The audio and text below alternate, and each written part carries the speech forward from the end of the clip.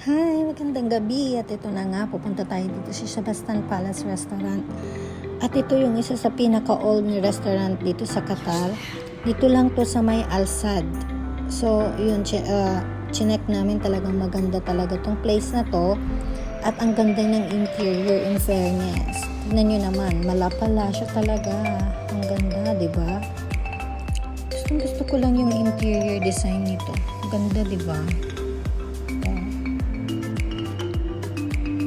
Alam mo yung old na palasyo.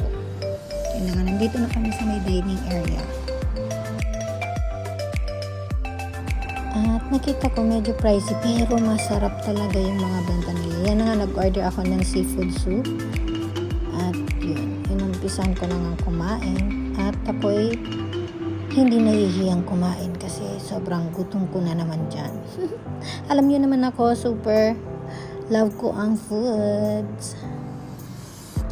So, at yun na nga, ang dami ng rice, di ba? Pang 2 tao. Hindi ko yan naubos. Ayan, lamb chop yung in-order ko dyan at super sarap talaga siya. Parang lasang bobs din. Alam niyo yun, yung grilled bobs. Lamon pa more glay. Bye!